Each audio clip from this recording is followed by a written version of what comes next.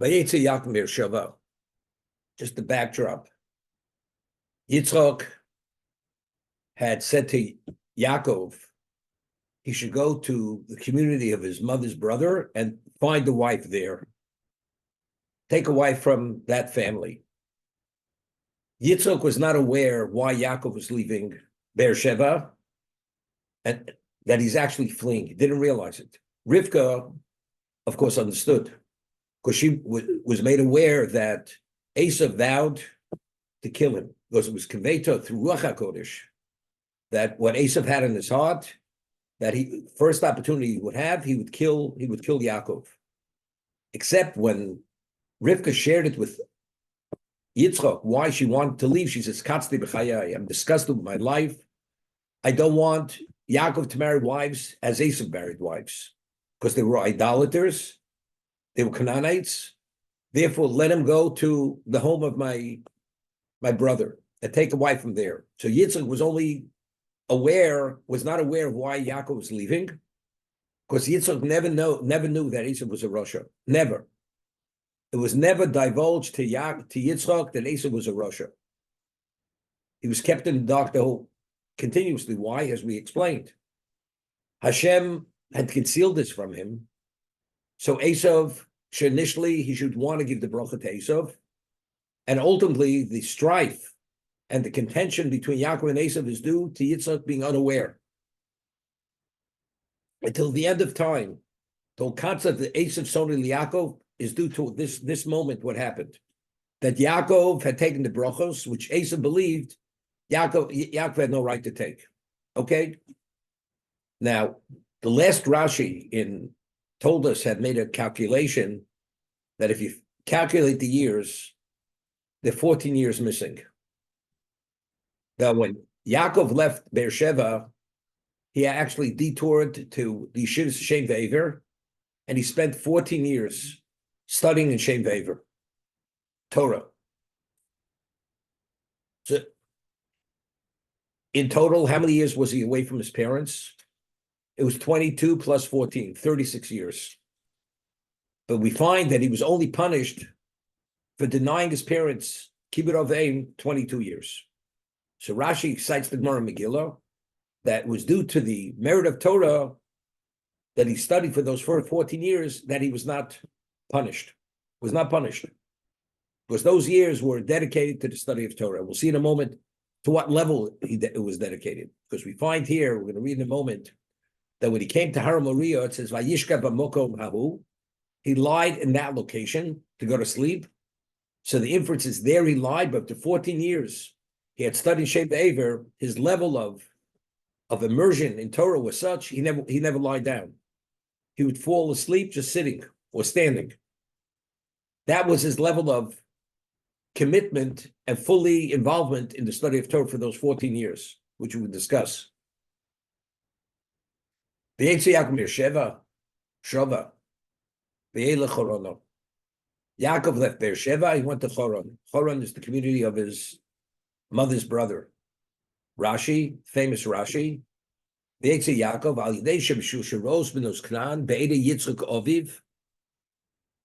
initially, when Esav had heard that the reason why his father is sending Yaakov to Choron, because the women of Canaan are not acceptable in his father's eyes, and he was the ultimate deceiver.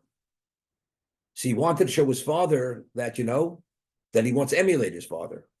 Holach Esav el Ishmael, as the parsha ended last week's parsha.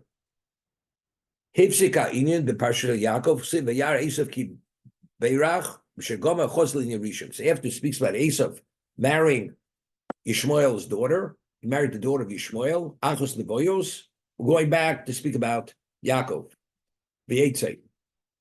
Now, what does Torah tell us that Yaakov left? Torah should tell us, we know he's in Beersheba.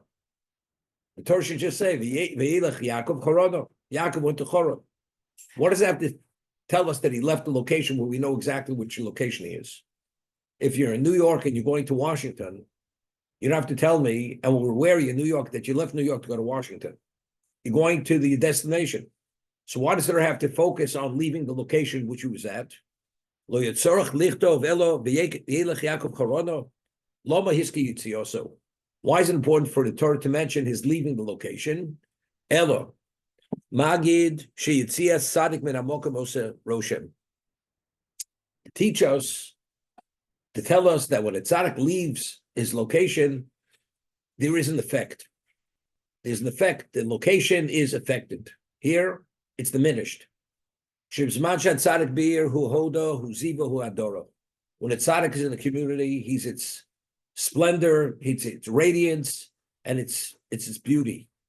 Yotze misham, when he leaves that location, yotze pona hodo pona ziva pona hadora. It becomes vacated. Okay. What the Torah is telling us, that when Yaakov left Beersheba, it was no longer the same Beersheba. That's what the Torah is telling us. Okay? And it's interesting. Chazal used to elimagid. It does say lomar or lilmod. Magid. It's teaching us something which ultimately, something which is novel.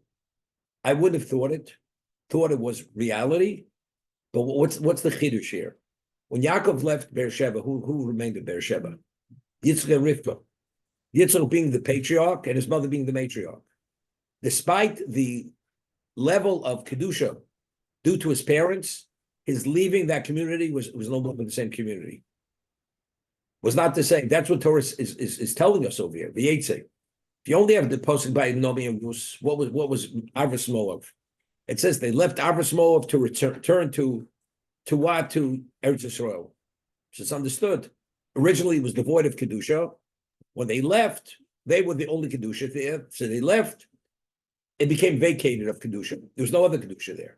But here the chiddush is that even though Yitzchak and Rivka were there, the ultimate, they have the Merkava.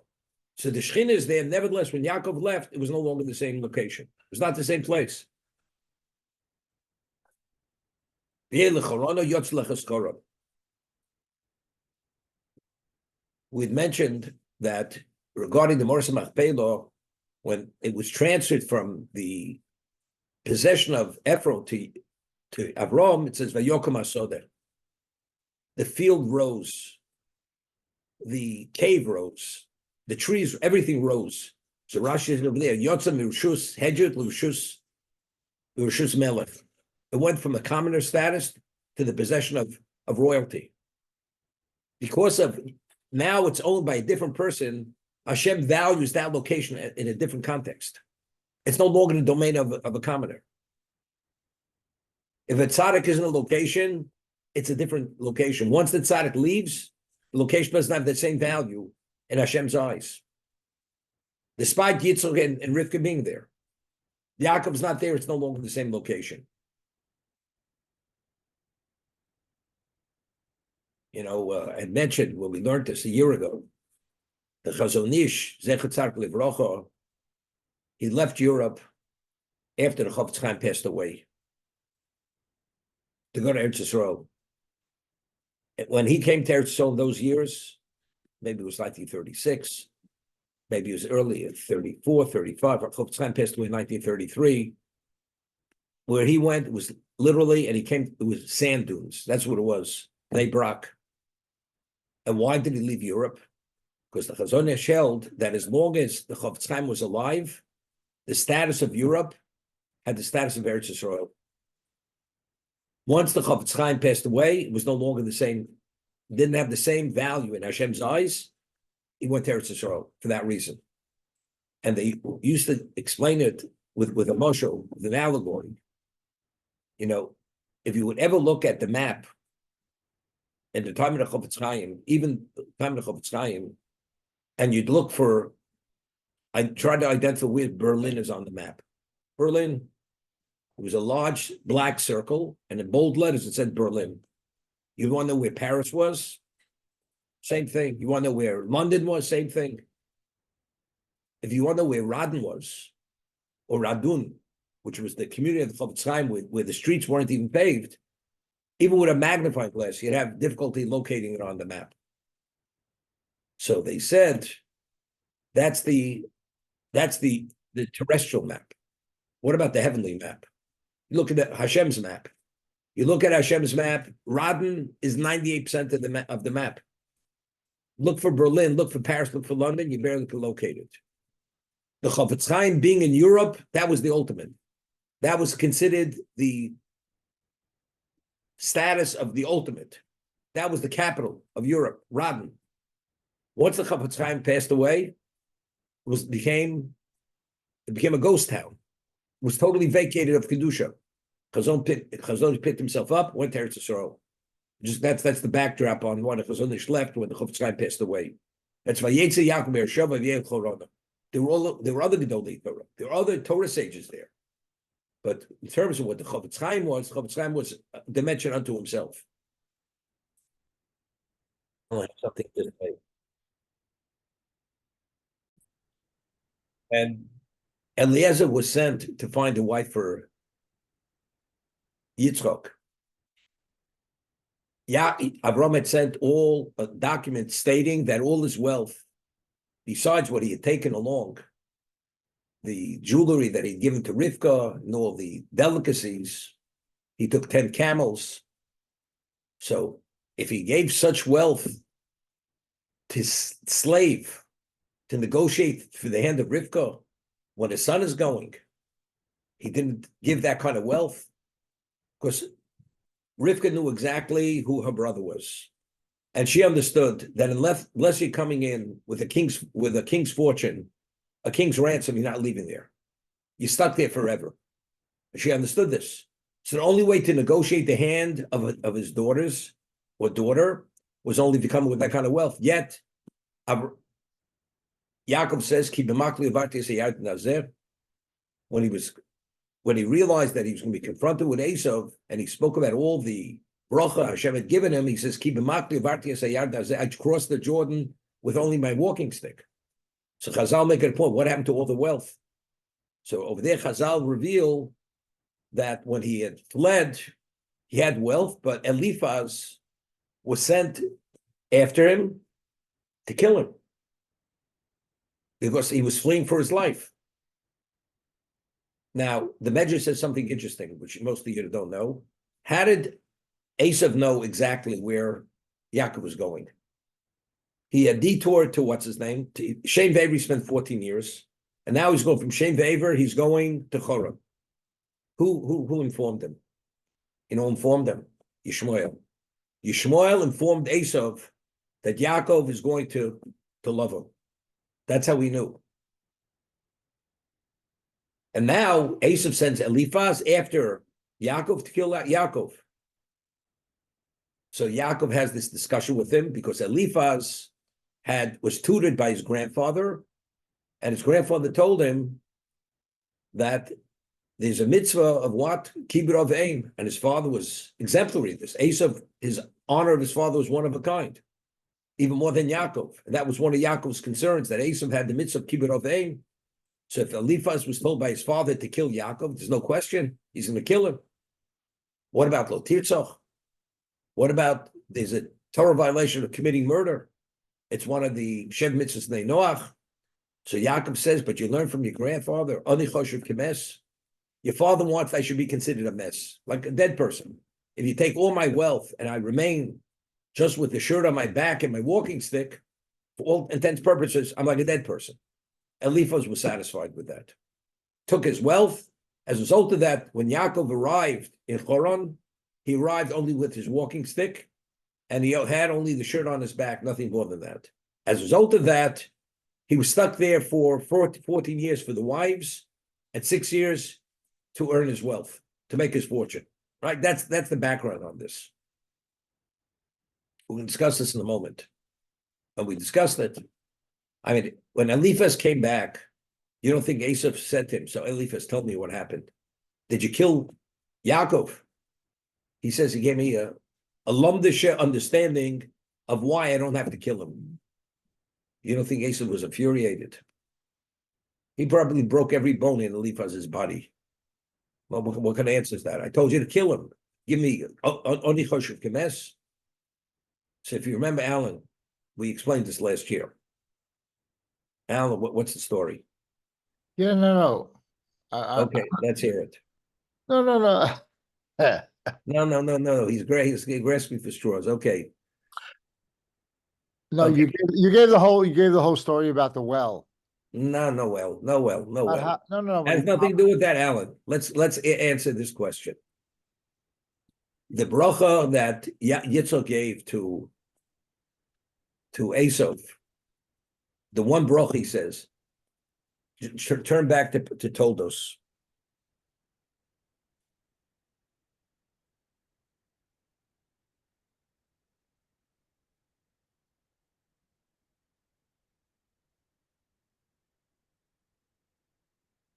Perak Chav Zayin, Posuk Mem, Chav Zayin Mem. This is the bracha he had given to Esav. You will live by your sword, the Sachicha Tavot, and you will serve your brother. V'hoyo, kashet torid, ufaraktu umeil al tzabarecho. When Yaakov will fail, you'll be able to throw his yoke off your neck. So Rashi, take a look at Rashi. V'hoyo kashet torid, loshen tsar. Kamo orid besichi, when you will be pained. Klomar, kishayavru Yisrael satorah,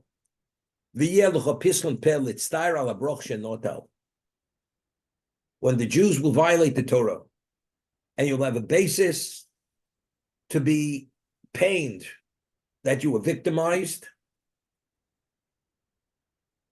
because of the brachas he had taken, and then you'll be able to throw off his yoke. Meaning, right now there's no basis to be pained because he's more worthy than you. But if he fails, then you have a right, you're justified to be pained that you were victimized, and therefore then you'll be able to throw off the yoke. Meaning the brachos will revert back to you. Remember? That's what he told him. You figure if he's going to love him, he's never going to stop. Alan, once I give the answer, there's no trick to remember now. So once Yaakov fails, the brachas boomerang back to Esav. There's no way Esav understood that you could survive by Lavan to be a Yaakov with that kind of environment. Impossible. Now that we have the wealth, you have the key to the store, how do you survive? You can't survive. You'll survive physically, but spiritually, there's no survival. Being in that kind of environment for all those years, Yaakov will no longer be Yaakov. Once he's no longer Yaakov, and he doesn't live based on his original level, the brachas revert back to Esav. Now, why did Yitzchak say this to him? Why? When Yaakov took the brachos, originally with the story with the lentil soup, with the bread, why did he take the brachos? When he saw him coming from the field, Oyef, worn out, and he says, give me some of that red stuff. And he says, pour it down my throat. And he says, what does Rashi say over there? Why did Yaakov take the brachos? Not because he wanted him for himself, because he felt it was a chil Hashem for a man like Esav to be deficient of Hashem. So it wasn't that he wanted it. He didn't want Esav to be the officiant because it's a disgrace. Therefore, it's like Mok Shenish, Shem Teish. So if there's nobody else to do it, I'm taking it to be the officiant. But I'm not taking it because I want it for myself. Because I don't want Esav to be because he's a disgrace. What about if Yaakov's the disgrace? If the Jews don't live up to the standard which Hashem would expect them, then there's no basis for me to take the brachos. As a result of that, Yitzchak said that if Yaakov should fail, then the brachos are no longer effective. Then Esav gets the upper hand. So once Eliphaz took the wealth of Yaakov, and he understood there's no way you could survive there spiritually unless you leave immediately, as a result of that, there was no reason to kill Yaakov. For all intents and purposes, Yaakov was, like we say, he was a Gavra Katila. He was like, his life is his spirituality. Once that's forfeited, his life has no value. And therefore, the brachos revert back to him. That's how we explained it. Why did Yaakov have that right to change the birth order and get the destiny of the bracha? Yeah. Okay. Yaakov understood what is the succession of Yitzchak. Succession of Yitzchak means you have to be within the realm of who Yitzchak is. That is the value of Klal Yisrael. The bracha of Yitzchak has to do with the destiny of Klal Yisrael. If this man is going to be the so-called the in-between person, he's going to be the interim person to interact with Hashem on behalf of Klal Yisrael. There's no Klal Yisrael. If he's going to be the Kohen and have all that status, he's a disgrace to Hashem. There's no future. And Yaakov understood this.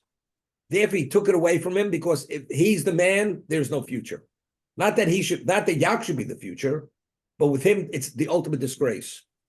Why did Moshe Rabbeinu break the Luchos? Did Hashem tell him to break the Luchos, the first set of tablets? When he broke it, then HaKadosh Baruch Hu says, Yasher koach shishibarto. He says, I want to give you Yasher koach that you broke the Luchos. Because if you wouldn't have broken the Luchos, I would have destroyed Klal Yisrael. Because the break of Luchos was like an annulment on that relationship. Who gave Moshe Rabbeinu that right? I mean, the Luchos were made by God. They were inscribed by God. We didn't break such a thing. The answer is because if you understand what the essence of Klal Yisrael, what the relationship's about, there's no way we could survive unless that relationship is annulled. Yaakov understanding what the future is and what's meant to be, he cannot be the efficient. As a result of that, he took it from, because that's the ultimate level of Chil Hashem. Asa being that go-between between us and Hashem.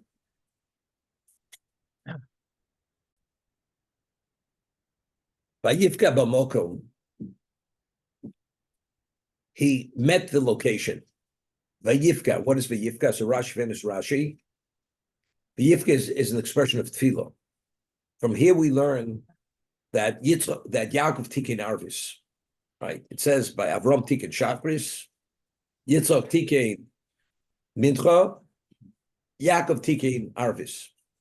Each one of the ovos correspond to one of the tefillos that we say every day. The morning, the afternoon, and the evening. Vayivka b'mokom vayolen shom kivo hashemesh. He prayed at that location. He slept there. Why did he sleep there? Because the sun set. Right? I mean, the Torah have to tell the person when does this person want to go to sleep? When the sun sets, when it's night. So why does Torah have to tell us that the sun set? So Rashi addresses this. Let's see it, Rashi. Vayivka b'mokom hisker kosev be'eza mokom. Elo b'mokom and nisker b'mokom acher. The location that's mentioned elsewhere, Huhara Maria, Shnemabo, Vayarus Hamokim Yirocho. By the Akedah, he saw the location from a distance. Vayivka Kamo Poga Biricho, Loshin Tfilo. Rab Sein Pirshu, Loshin Tfilo. Al Tifka Bi, Velamadu Shetikin Tfilo Sarvis. From here we learn that Yaakov had initiated Arvis. V'shona HaKosul, of course, Vayispalel. So Torah should say Vayispalel. What's Vayivka? Lam Jekopsulu Oretz. Kamo Shafush Per Gerosha. It's come on Techulim. Kivo Hashemesh. Because the sun set. Hoylo Lichto Vayovo Hashemesh V'yovan. Because the sun set, that's why he went to sleep. Not he slept because the sun set. Shishokalu Chama Piso. Suddenly the sun set. The sun set prematurely, so Yaakov should sleep there. Meaning it wasn't meant to be nighttime. Could you imagine what happened? At that moment, I don't know what happened in the world, what the world believed. The sun sets earlier, right? I mean, the setting of the sun is based on the rotation of the earth. All of a sudden, things change. The sun sets immediately. So Yaakov should sleep there and experience this prophecy. And he took from the stones of that location, Hamokom, and he put them around his head. And he slept in that location. So here the Baal HaTorah mentions the word mokom is mentioned 3 times in this pasuk. Vayivka b'mokom, avnei mokom, vayishka b'mokom. Why is mokom mentioned 3 times? He says it alludes to Gimel Regolim, that we visit that location 3 times a year, right? The Shalosh Regolim, there's a mitzvah of Valis HaRegel. That's what each Mokom is alluding to.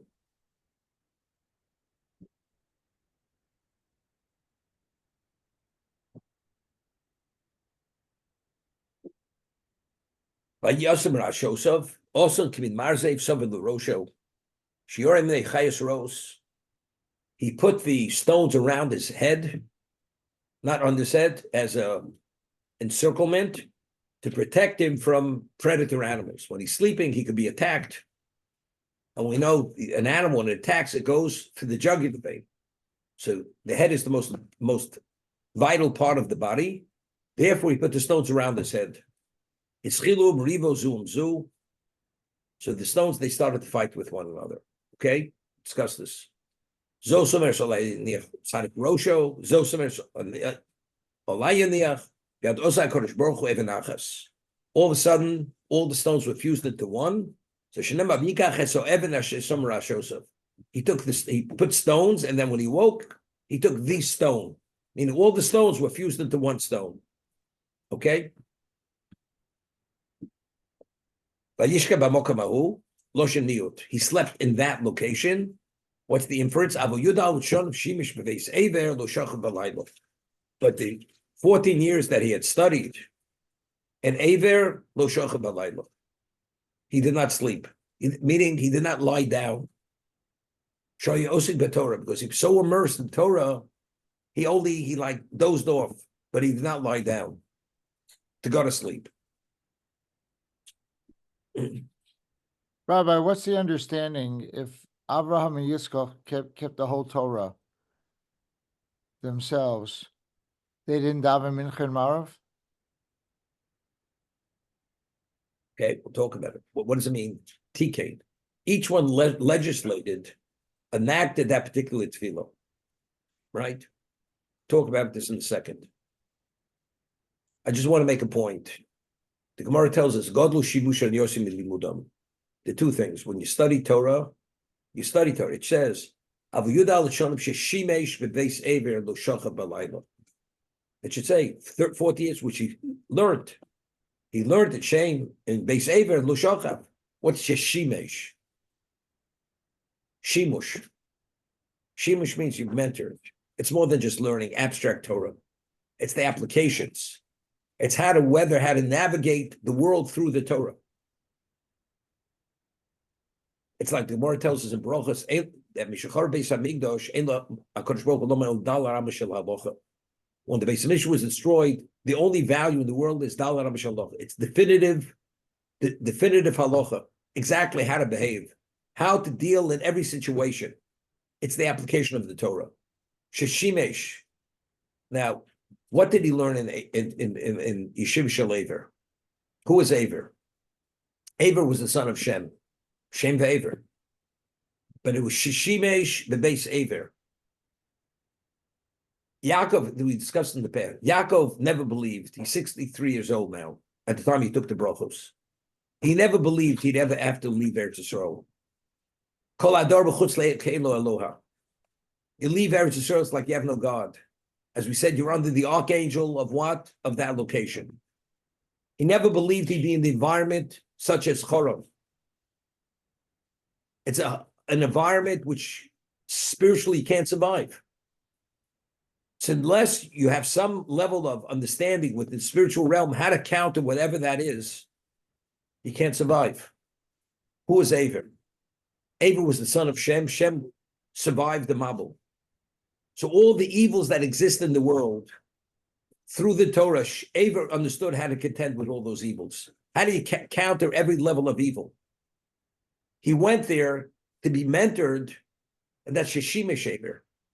He was Shemesh, he accommodated, he was mentored by Aver during this year. He wasn't just studying Torah.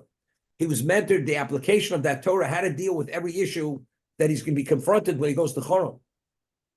And only because of that, because it was a question of survival.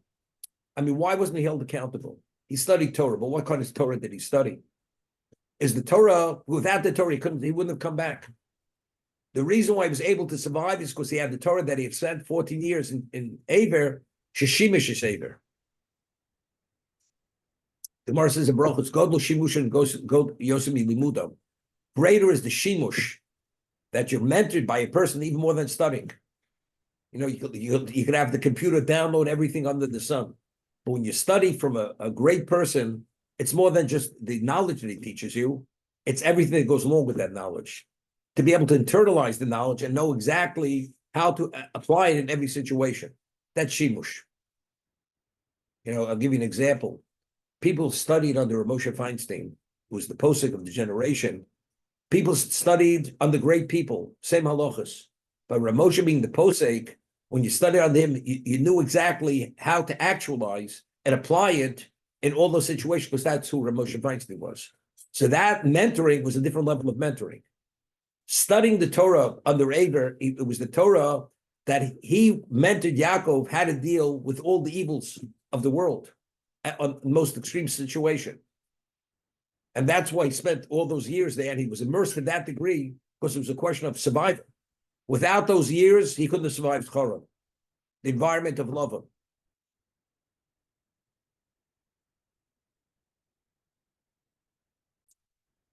Paul says that Avraham Avinu's Meseches Avodah Zarah, his tractate of Avodah Zarah, you know how many chapters it had? 400 chapters, 400 prokim. Could you imagine? In our Meseches Avodah Zarah, we have 9 prokim. Avraham Avinu's Avodah Zarah, his Meseches Avodah had 400 prokim. So how do we reduce it down to 9? Right, just simple understanding. Avram was the ultimate host of all the pagans in the world. And as we said, anybody who came into his tent as a pagan left as a monotheist. And everybody had his own questions. Avram's Mesech Avodah Zarah had every application and every situation, how to deal with every level of idolatry. So everything was recorded, case history, in that Mesech Avodah Zarah. It's 400 chapters. So if you wanted to know how to deal on every level, that was contained in that Mesech Avodah Zarah. 400 chapters. That was his life. That was his life, contending and trying to expunge idolatry from the world. And that was the ultimate manual. That was it. We as Klal Yisrael, once we came to Sinai, it wasn't necessary. We were given the Torah. The Torah itself is the lens. That gives us the clarity exactly how to deal with everything. Within the Torah, Hashem gave us. So you say, but Avram had the Torah. It's not the same. Avram was not the chosen people yet. He was the patriarch, but he's not Klal Yisrael. We became the Aman Nivchor, the Goy Kodosh. Once we became the Goy Kodosh, Hashem gave us that lens, and he protects us at a level that he didn't protect us before. Avram had to contend with all those levels, and he had to impress on the world what is and what's not. That's not us. We don't have to press upon anybody. We ourselves have to develop within ourselves an understanding of Torah. Once you have that, you have Shmirah, you have clarity. That's Ner Mitzvah Torah. Once you have that clarity, you don't have to discuss the details of idolatry. No, the Gemara tells us in Sanhedrin that although a person's not supposed to study witchcraft, but the members of the Sanhedrin, they had to be experts in every level of sorcery. Why? Because the Torah tells us that a person's a sorcerer is put to death. So it means the judge who sits on the Sanhedrin, he has to understand what is sorcery, what's not sorcery. So they have to be adept in every level of sorcery, in every level of idolatry, in all these areas. Otherwise, you don't qualify to be a member of the Sanhedrin, because how could you judge a person to be put to death for idolatry, whatever it may be, unless you're totally adept and proficient in every level of idolatry that exists in the world, and every level of sorcery that exists. So since they're studying it not to know sorcery for sorcery, but only as a part of Torah, therefore it's permitted. And idolatry is permitted. That's idolatry. You're not permitted to study about idolatry. But they were experts, because they didn't study idolatry to know idolatry. They studied idolatry to understand how to evaluate, to judge the idolater that he deserves to be put to death.